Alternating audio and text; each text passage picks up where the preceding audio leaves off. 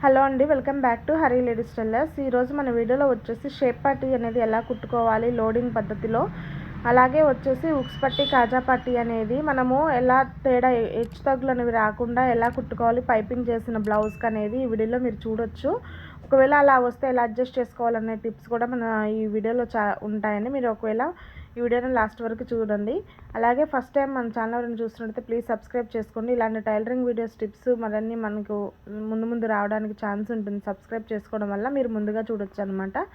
అలాగే లైక్ చేయండి. వీడియోలో మీకు వీడియోలో ఏమైనా డౌట్స్ ఉన్నా కానీ నన్ను కామెంట్ సెక్షన్లో అడగండి. ఇక నేను ఆల్రెడీ షేప్ పట్టీ అనేది రెడీ చేసి పెట్టుకున్నాను కాబట్టి నేను 1/2 ఇంచ్ ఖర్చు అనేది వదిలిపెడతానండి. ఖర్చు షేప్ పట్టీ జాయిన్ చేయడం కోసం ఫ్రంట్ పార్ట్కి, అలాగే ఫ్రంట్ పార్ట్కి నేను 1/2 ఇంచ్ ఖర్చు బేస్ చేసుకుని స్టిచ్ చేస్తూ వచ్చానమాట.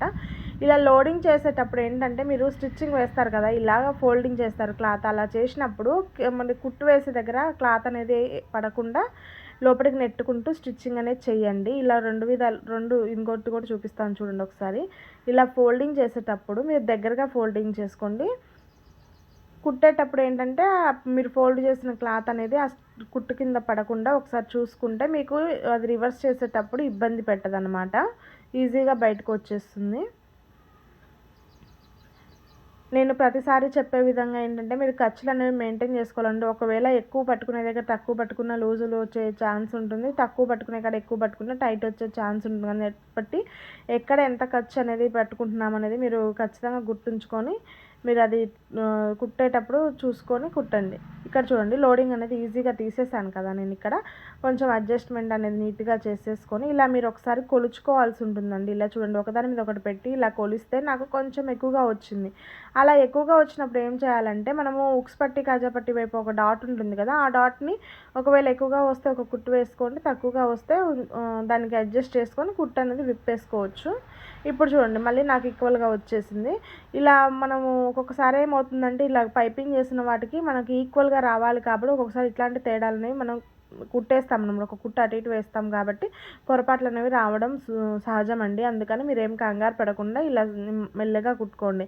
అయితే ఇక నేను కాజా పట్టీ ఉక్స్ పట్టీ అనేది కుడుతున్నాను అనమాట. ఇక్కడ ఒకటే చెప్పేది, కొంతమందికి ఏంటంటే మా సైడ్ అయితే మాత్రం రైట్ సైడ్కి వచ్చేసి కాజా పట్టీ, లెఫ్ట్ సైడ్కి వచ్చేసి ఉక్స్ పట్టీ ఉంటుంది. కొందరికేమో లెఫ్ట్ సైడ్కి కాజా పట్టీ ఉండి రైట్ సైడ్కి ఉక్స్ పట్టీ ఉంటుంది. అదొకటి చూసుకొని మీరు స్టిచ్ చేసుకోండి. నేను అది కూడా ఇప్పుడు నేనైతే నార్మల్గా మా వైపు ఎలా కుడతానో అలాగే కుడుతున్నాను. నెక్స్ట్ ఇంకొకసారి నేను అలా కూడా ఎలా కుట్టొచ్చో చూపిస్తాను. అందులో కొంచెం చిన్న కన్ఫ్యూజన్ ఉంటుంది, అదొక్కటి మీకు క్లారిటీగా చెప్తాను ఆ వీడియోలో. ఇక్కడ వచ్చేసి మన హుక్స్ పట్టీ ఎప్పుడైనా లోపలికి ఉంటుంది కాబట్టి మనం దీన్ని పైన నుంచి వేసుకోవాల్సి ఉంటుంది. మీరు హుక్స్ పట్టీ కుట్టేటప్పుడు కూడాను ఖర్చు అనేది పైన ఫోల్డింగ్ కింద ఫోల్డింగ్కి ఒక 1/2 ఇంచ్ వదులుకోవాల్సి ఉంటుంది. చూడండి, ఈ విధంగా లోపలికి ఫోల్డ్ చేసేసి మనకి ఎంత వెడల్పు కావాలనేది చూసుకొని కింద పైన చక్కగా రఫ్ కొట్టేసుకోండి. ఎందుకంటే ఉక్స్ పట్టీ అనేది పెట్టేటప్పుడు మనకి కుట్లన్నీ ఊడిపోతాయి, బడ్డంతో పెడతాం కాబట్టి. నెక్స్ట్ కాజా పట్టీ అండి. కాజా పట్టీ ఎప్పుడైనా కానీ మనం లోపల నుంచి బయటికి ఫోల్డింగ్ చేసుకుంటాం కాబట్టి ఇక్కడ చూడొచ్చు మీరు ఒకసారి. నేను ఏంటంటే ఈ కాజా పట్టీ స్టిచ్ చేసిన తర్వాత కూడా నేను ఉక్స్ పట్టీ కాజా పట్టీ అనేది తేడా ఏమన్నా ఉందా లేదని కొలుస్తాను. ఎందుకంటే ఏమన్నా తేడా ఉన్నా ఇప్పటికీ అడ్జస్ట్ చేసుకోవచ్చు. ఆల్రెడీ మొత్తం కుట్టి మొత్తం బ్లౌజు అయిపోయిన తర్వాత చూసుకొని కస్టమర్ దగ్గరికి వెళ్ళితోటి మనం మాట పడకూడదు కాబట్టి ఇప్పుడే అడ్జస్ట్ చేసుకోవచ్చు అనమాట. మీరు ఇక్కడ కూడా ఒకసారి లాస్ట్ అండ్ ఫైనల్ ఒకసారి ఇక్కడ చెక్ చేసుకోండి. ఇక్కడ చూడండి, నాకు ఈక్వల్గా వచ్చేసింది. అందుకని నేను ఇక్కడ ఏం అడ్జస్ట్మెంట్ చేయట్లేదు. ఒకవేళ ఈక్వల్గా రాకపోతే ఇక్కడ అడ్జస్ట్ చేసుకోవచ్చు అనమాట.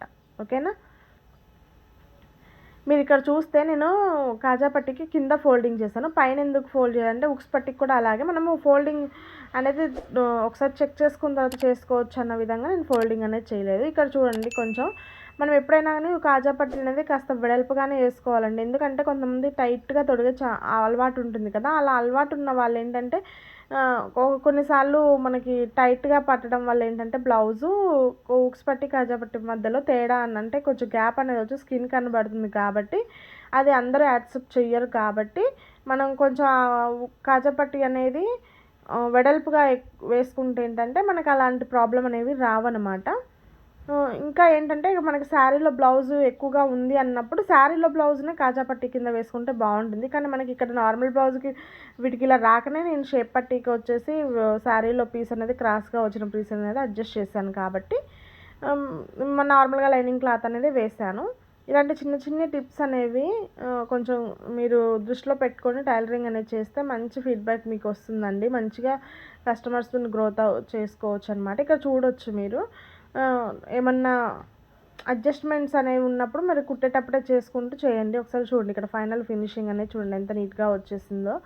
ఇలాంటి మరిన్ని టిప్స్ కోసం మన ఛానల్ సబ్స్క్రైబ్ చేసుకోండి. అలాగే లైక్ చేయండి. మీ ఫ్రెండ్స్‌కి, రిలేటివ్స్‌కి ఎవరికైనా యూజ్ అవుతుంది అనుకుంటే షేర్ చేయండి. Thank you for watching. Next వీడియోలో కలుద్దాం.